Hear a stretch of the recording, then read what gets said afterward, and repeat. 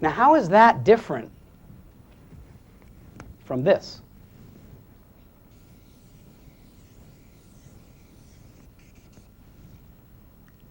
What's that? Well, it's a transaction, but it doesn't stop. It happens again, and again, and again, and again, and so it's a continuing transaction. It's not a one-shot. It doesn't just happen one time. It goes on and on.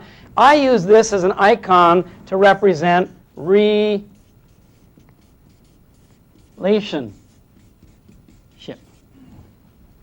A relationship. Now, one of the things that characterizes a relationship as different from a transaction is that you start to depend upon each other. You start to count on the other person as being there. So dependability matters, consistency matters, reliability matters. Over here, you're looking for transaction satisfaction. Over here, I say you're looking for reliable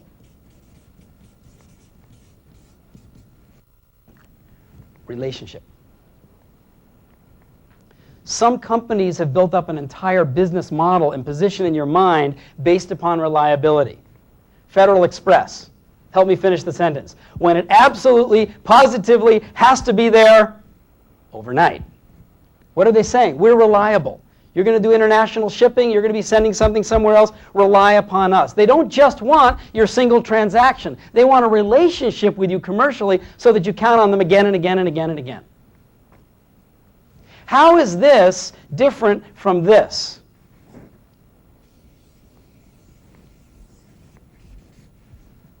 What's that?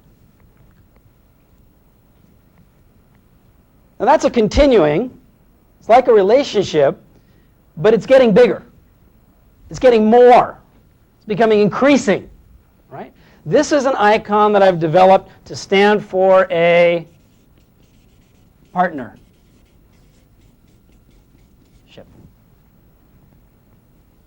Partnership. And in a partnership, it's becoming more for which party? Both parties, right? It's growing in importance, it's growing in value, it's growing in involvement, not just for one side now, but for both sides.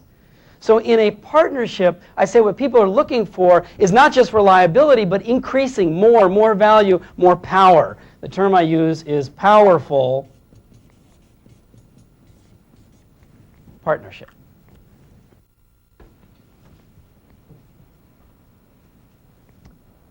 Now, let me give you a few examples to help you really identify and locate where something might be, where a particular interaction might be along the scale of 4. And I want you to be keeping in mind the ones that you've written down that you're interested in working on. So, for example, which of these do you want with your doctor?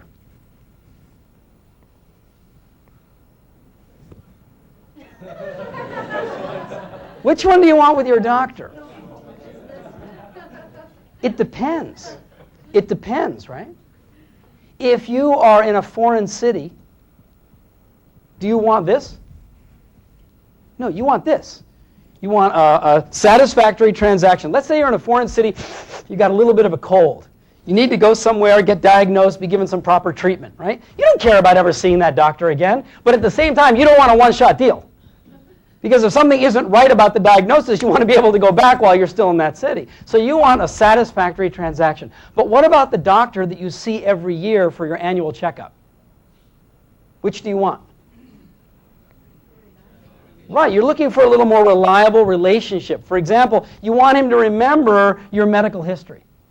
You want her to know about your family medical history. You want them to remember where do you work, what kind of stress level are you under, what kind of exercise or activities do you do, what's your food habits like, right? You don't want to be going every year for an annual checkup and have to go through that all again. You want a reliable relationship with your doctor. Is it possible to have a partnership with your doctor? Well, it is. But remember, a partnership takes effort on both sides in order to become more valuable for both parties. So let's say, for example, you're a vegetarian scuba diver, which I am. Right? And let's say your doctor knows that. And at a certain point, my doctor is reading through one of her medical journals, and she sees something about inner ear infections and recreational scuba divers and things that they found that recreational divers can do to avoid the infections. So she has her office photocopy the article, puts a little note on top that says, Ron, thought you might be interested, sends it off in the mail. Now I'm going to get this at home and go, hey, this doctor's taking care of me. I didn't even have an appointment. She could be reading along through a journal and find out about, vegetarians and certain foods that give extra B vitamin content, important for vegetarians. Photocopies it, sends it to my house. Thought you might be interested, keeps you in good health between our checkups. I'm saying, hey, this doctor's doing more for me than a simple relationship. But remember, I said a partnership needs to benefit both parties. What can I do for her? And don't say go more often. No, I don't want to go see her more often. I don't want to pay her more. But what could I help her? What could I do? I could make recommendations. I could make referrals. I could steer more business to her practice. Right? Now, let's take a very different type of situation. Let's say a newsstand. Okay, walking along the side of the road, there's a table you've never seen before. It's got a newspaper you've never seen before either. You go ahead and you pick it up. What is it? A one-shot deal. On the other hand, let's say the newsstand is on the corner of a main road that you walk by every day. And so you go ahead and, you buy the newspaper there, and the fellow keeps the newspapers dry. And he smiles at you when you buy your newspaper, and he always gives you accurate change. You would say, I get transaction satisfaction.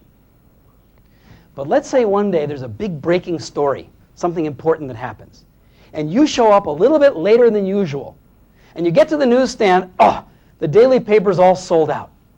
And you say, I missed the paper. And he looks at you and says, I thought you'd be showing up. Hold on a second. I saved one for you. Reaches down behind and pulls out one more copy of today's paper. How do you feel?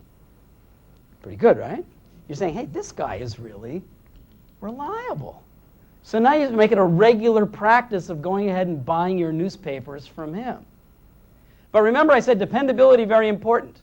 So let's say a week or two later, you go and there's another big breaking story, and you show up late and you go, got a paper for me? And he goes, no, I don't have today. You say, and your mind's suddenly not so reliable. Right? Tomorrow, where will you buy your newspaper? Yeah, maybe you buy from him, maybe not. You can drop right back. Is it possible to have a partnership with a fellow who sells newspapers? Actually, it is. He could find out more about what you're interested in. You come up to buy the newspaper one day, he goes, did you see the magazine that just came in? It's got a cover story right along your interests. You go, really? You look, hey, thanks a lot. He's doing more for you. What are you going to do for him? Buy more newspapers, right? Only so many papers. But remember, I said a partnership takes effort on both sides. So maybe you take a little moment in time and you learn a little bit about his family. You got kids? What are your kids interested in? One of them, got any hobby? Collects stamps. Hey, listen, I travel a lot. While I'm traveling, I'll pick up a few extra stamps for you. Okay, see you next week. Bye-bye. Now you start to become an even more important, more powerful customer for him. Right? Okay. Let me pause and ask you to look at the names of the people that you've written down in the three categories: business, work, and family. And see if you can identify where along this spectrum are those people in your life right now. With whom do you have transaction? With whom do you have relationship? With whom do you have partnership? Now let me be clear, I'm not saying that one is better than any other. You can have a very successful business model based on this side of the spectrum. You don't have to be up here. And this takes a lot of extra effort, so you don't necessarily want to do this with everybody. But take a moment now, take a look at what you've written down, and see if you can identify where are they now and where would you like them to be.